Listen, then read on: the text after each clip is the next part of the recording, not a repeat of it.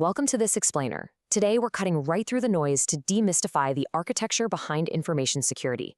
We're looking past all those standard buzzwords to map out a clear, jargon-free roadmap of how modern data protection actually operates out in the wild. From the foundational blueprints right down to the heavy-duty technical armor, we're going to see exactly how complex information is protected. Okay, let's dive into this structured journey. First, we'll be defining information security, then checking out the CIA triad, moving into the organizational blueprint, exploring the technical armor, discussing resilience and the human element, and finally bringing it all together in the complete security ecosystem. Section 1. Defining information security. Right. So before we build our defenses, we need to establish exactly what we're trying to protect. Information security, or InfoSec, is formally the discipline of protecting information from unauthorized access, misuse, alteration, or destruction. But the real insight here is how incredibly broad that definition actually is. It's not just about stopping hackers in dark hoodies. It's about making sure your data isn't accidentally deleted, maliciously changed, or accessed by someone who simply shouldn't have the keys. The stakes here are absolutely massive, folks. We are literally talking about preventing the total disruption of critical systems and services. So the crucial point is this. InfoSec isn't just digital. We tend to always picture giant server racks and glowing lines of code, but this discipline protects information in any form. We're talking about paper documents sitting on a desk, databases, cloud systems, hushed hallway conversations, physical media like flash drives, and even biometrics. Basically, if it contains information, it falls entirely under the protective umbrella of InfoSec. Section 2. The CIA triad. This brings us to the foundational philosophy of the entire information security industry, the CIA triad. The C stands for confidentiality.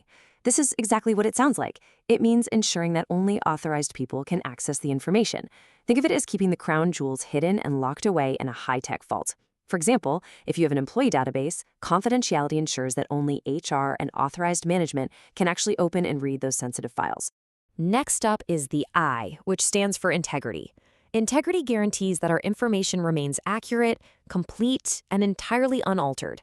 It prevents unauthorized modification or deletion. Think about it. If a medical record says a patient is allergic to a certain medication, integrity is what ensures that critical piece of data hasn't been maliciously tampered with, or even just accidentally overwritten. And the A stands for availability. You see, security isn't just about unplugging a server, locking it in a room, and burying it in concrete. Sure, that's secure, but it's completely useless. Information must actually be accessible when it is needed. Availability ensures that systems and services aren't disrupted, which prevents incredibly costly downtime and makes sure authorized users can get to their data exactly when they need it. Now, while the CIA triad is the core, it's supported by a few other absolutely vital principles: authenticity, accountability, and non-repudiation. In plain terms, these supporting principles guarantee that we can trust identities, that every action on a network is completely traceable, and that actions are verifiable, meaning someone can't just delete a critical file and then credibly deny doing it. So, we have this brilliant, comprehensive philosophy. But here's the thing. A philosophy alone doesn't stop a data breach, does it?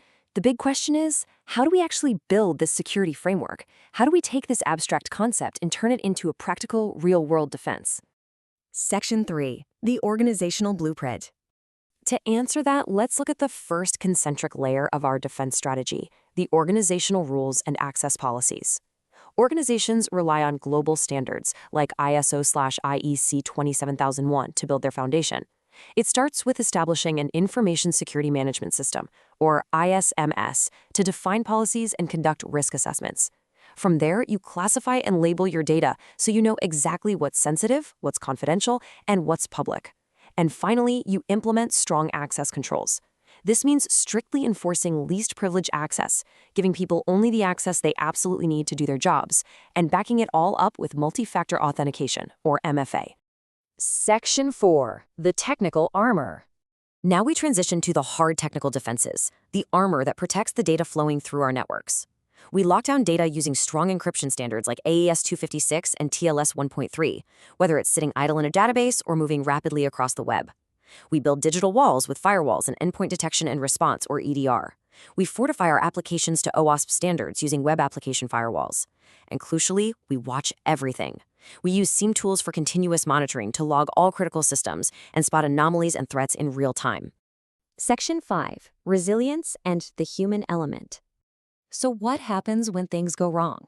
Well, considering a massive percentage of breaches involve the human element, your people are your true perimeter. You absolutely need a rock-solid incident response plan focusing on containment and recovery, alongside offline backups to guarantee you can always restore your data. You also have to secure your supply chain by strictly vetting third-party vendors, because threats often sneak in through a partner. But above all, regular employee training, especially focusing on phishing awareness and safe data handling, is what stops disasters from triggering in the first place and maintains trust. Section 6. The complete security ecosystem. And this brilliantly illustrates how different areas seamlessly combine to form an impenetrable ecosystem. Data security handles the encryption and backups. Network security guards the traffic pathways using firewalls and segmentation.